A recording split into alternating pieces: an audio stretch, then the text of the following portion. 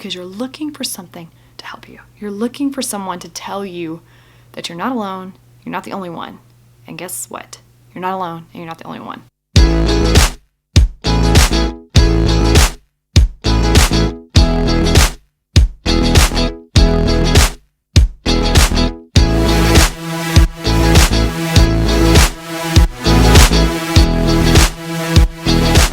Hey guys, it's April. Welcome back to Blushing Phoenix. Okay, today's going to be a little different. I'm not doing an intro and all that stuff. I just want to talk to you for a second or for a few minutes, or we'll see where this goes.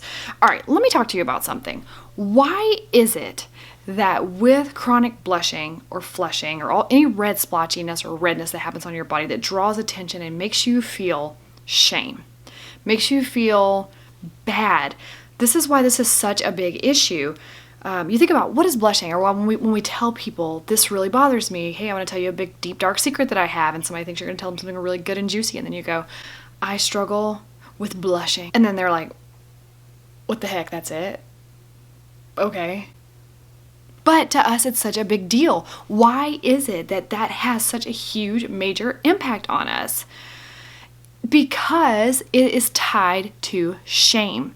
It is tied to wanting to hide. It's tied to, I should be better than this. You're going to think this about me. It's tied to judgment. It's tied to what will people think.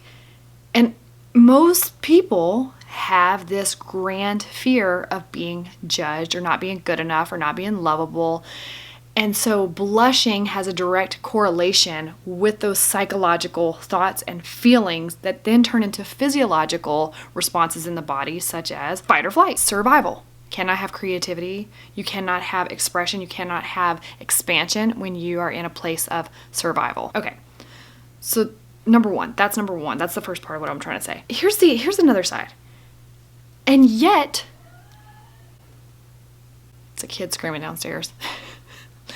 If you have the option for medication, whether that be an anti-anxiety, antidepressant, beta blocker, which is what I'm currently taking, or any sort of other medication that may be out there, you then feel incredible guilt and shame and embarrassment about that.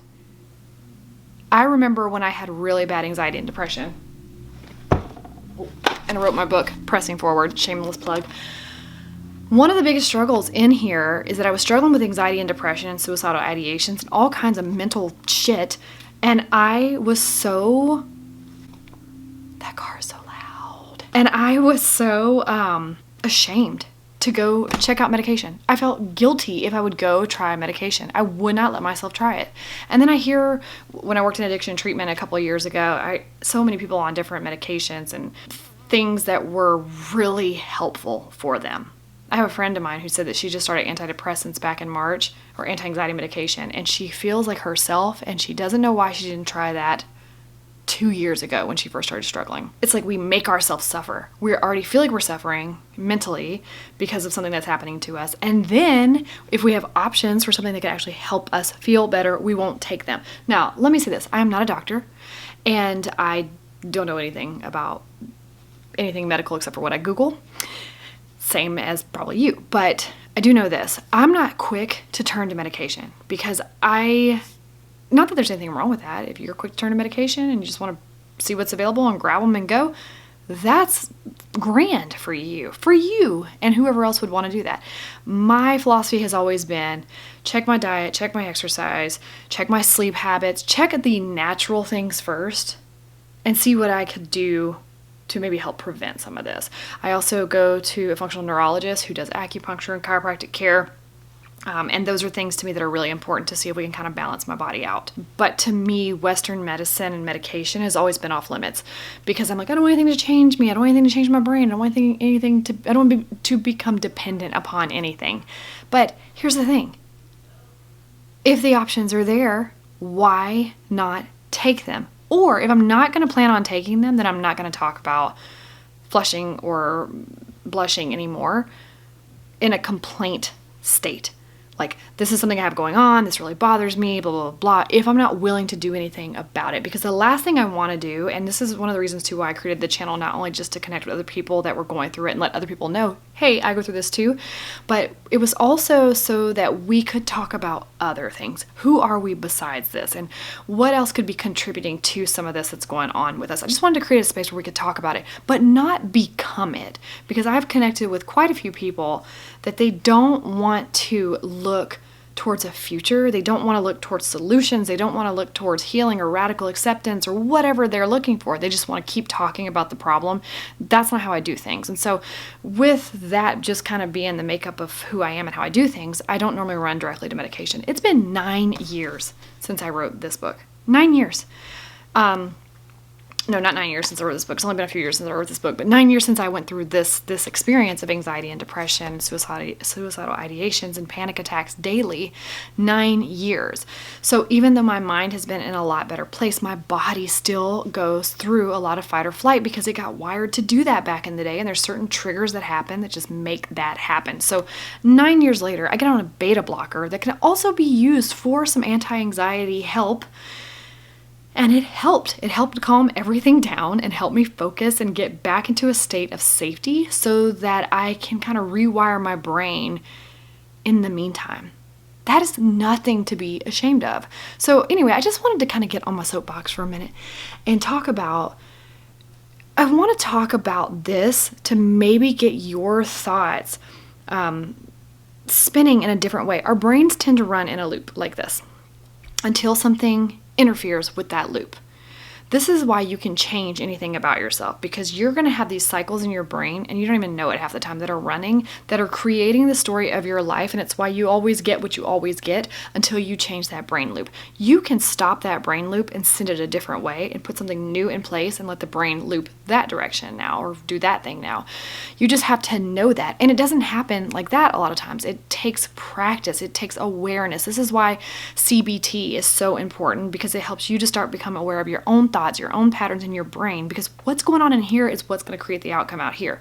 I think that's why it's so frustrating when you have a visual effect of redness on you, is because whatever's going on in here could be really good and you could have worked on that wiring already, but your body's still doing that response that is a panic response.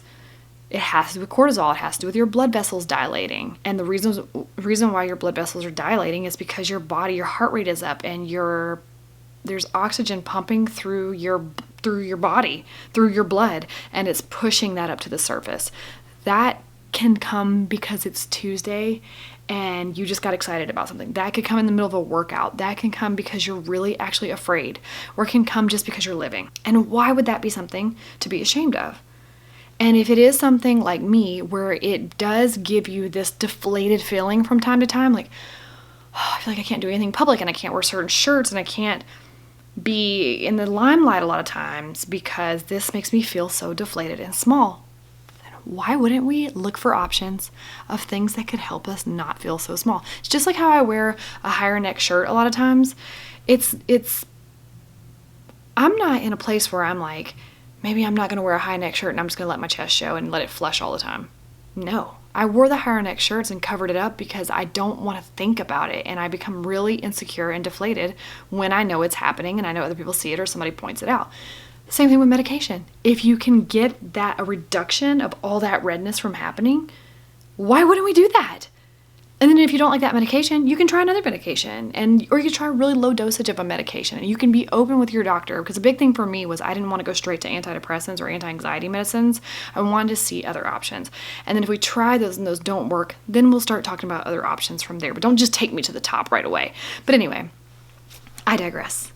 I just wanted to tell you, my friend, to just start thinking about what you're thinking about. And when it comes to you finding a solution for yourself, or healing, or radical acceptance, or just a way to pave yourself through this part of the journey, you might not even want healing. You might just want to be able to get your head wrapped around, I am okay, and I'm worthy, and I'm loved, and this is okay that this happens to me, and why would I feel guilty and shameful for something I can't even control? All in all, if you struggle with it to the point, like people have killed themselves over this, if you struggle with it to the point that you feel like you cannot function and live a normal life because of it, don't just sit there in that. there are options. There are people around you and resources around you that can help you. And even if it doesn't take the redness 100% away, because that tends to be the truth a lot of times, is that the redness doesn't always go away. You can still work through it and find out who you are besides just a person who blushes or flushes. Anyway, I'm just ranting because I was thinking about this the other day about what holds us back from things in our lives, and a lot of times it's because I'm red and I can't be public because I don't want people to see me turn red and then judge me because of that. But then if I tell you this is a medication that I use and it actually was really helpful and it has helped, go take it or go look into it or go look into what your options are. There are options out there. I remember looking at the internet so many times, there were 0 options, and now all of a sudden that I've discovered the beta blocker, propranolol, I'm able to go out there and see that propranolol has actually been very helpful for a lot of people, but people say things about the side effects. There's not a ton of side effects to it, but like there's some dizziness or some fatigue or just it can make you drowsy. Then your dosage may not be right, or it might not be the right chemicals for your body. People's bodies metabolize medicine differently, so it might be something else you need to look into. There's different generic brands and different versions and all kinds of different things that you can try. But don't give up on your journey to become the best version of yourself, and don't get to a place where you feel like you can't go on because of it. Exhaust your options. Know that this is not personal, and this is not about something you have done or are doing. It's about you seeking out what can help you. Just like you found this video. Why were you looking in the first place? Because you're looking for something to help you. You're looking for someone to tell you that you're not alone, you're not the only one. And guess what? You're not alone and you're not the only one. All right, if I had a microphone, I'd drop it. Oh, wonder if I can edit that in. All right, my friends. Until my next video, I'll see you later. Bye.